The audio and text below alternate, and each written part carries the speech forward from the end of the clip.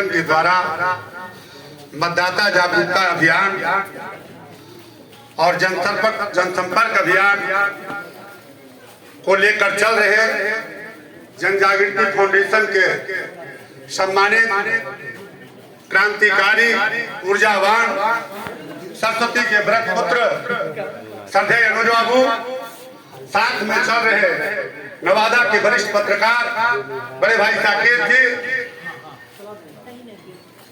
पत्रकार श्रद्धेय मनोज बाबू, ओड़ो पंचायत के मुखिया प्रतिनिधि आदरणीय छोटी सिंह जी, पंचायत समाज के पंचायत समिति गोरेलाल सिंह जी,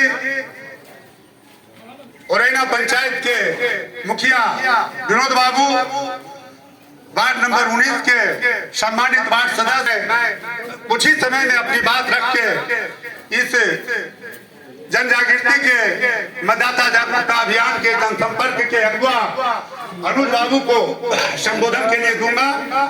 मैं इतना ही कहता हूं कि हम लोग भगवान शंकर के मंदिर के सामने हैं और हम लोगों की आदत रही है कि देवों के देव महादेव को ही पूछते हैं। नवादा कभी राजनीतिक रूप में केंद्र बिंदु हुआ करता था। सूर्य नारायण पुरी का ये नवादा, शत्रुघ्न शरण सिंह का ये नवादा, आदित्य बाबू का ये नवादा और अमात्रे बाबू का नवादा आज कहाँ खड़ा है, इस पर विचार करने की जरूरत है। नौजवान मित्रों, मैं तो राजनीतिक कार्य करता हूँ। नवादा में जितने भी स्थानीय जनप्रतिनिधि हुए, मैं नाम किसी का नहीं लूंगा, राजनीतिक कार्यकर्ता होने के बावजूद 30-35 वर्षों से आप अनुभव कीजिए कि नवादा का कोई भी जनप्रतिनिधि नवादा के अतिथि गृह में तमाम डिग्री जनता के लिए 2 घंटा भी उपलब्ध हैं। आप कलेजे पर हाथ रखिए, मैं कोई नेता नहीं हूँ, आपका बेटा है, आपका भाई है, विचार कीजिए इस पर। जी एक समय था नवादा पटना में राजनीतिक रूप से जाना जाता था, आज हम कहाँ खड़ा हैं। सवाल जात और जमात का नहीं है, सवाल धर्म संप्रदाय का नहीं है, सवाल है कि अनुज बाबू ने अपनी कार्य शैली से इस नवादा में अपना पहचान बनाया है।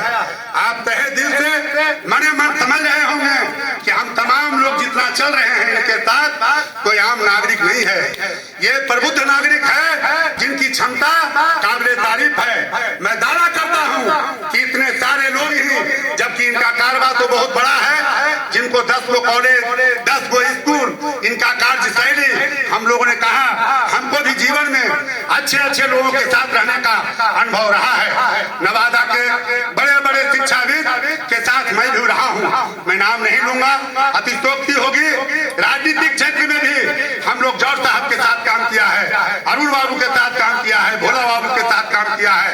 इस व्यक्ति का जो कार्य शैली है, उस कार्य शैली को हम सैल्यूट करते हैं कि इस मुकाम पर पहुंचने के बाद भी मुकाम हासिल करना कोई बड़ी बात नहीं होता है। देश में एक से एक शिक्षाविद हुए, उद्योगपति हुए, समय कुछ लगेगा। मैं उदाहरण देता हूं कि देश का उद्योगपति कभी बिरला हुआ करते थे, जिनके घर में बिरला भवन में प्रार्थना सभा में महात्मा गांधी मारे गए, नाथूराम गौड़ उनकी हत्या कर दिया। आज कैसे कैसे छद्म उद्योगपति, कांग्रेस पार्टी नहीं थी, कांग्रेस था, आंदोलन चल रहा था देश में। बिरला जी सारे कांग्रेसियों को खद्दर के कुर्ता और पैजामा देते थे और उनका स्वतंत्रता के आंदोलन में भूमिका था। वैसा उद्योगपति देश पाला था। शिक्षाविद एक से एक हुए यहाँ देश में। हम ये नहीं कहेंगे कि अनुज बाबू उस कड़ी में है, लेकिन उसी राह पर हैं। नवादा में ये अपना क्या मुकाम हासिल किए हैं, आप लोग तय कीजिए कि इनका कार्य शैली सुबह से लेके 10 बजे रात तक, मैं 10 वर्षों से इनके साथ हूँ। पहले ये मेरे मित्र थे और आज भी हैं। मैं इनको कहा कि अनुज बाबू मुकेश अंबानी नहीं बनिएगा, लेकिन जीवन में एक इंसान को जितना कमाना चाहिए, जीवन जीने के लिए प्रतिष्ठा से आपने उतना कमा लिया है। इस नवादा को जो राजनीतिक रूप से पिछड़ा है, कभी बिहार में नवादा को जानता था, आप आइए और गति और दिशा दीजिए।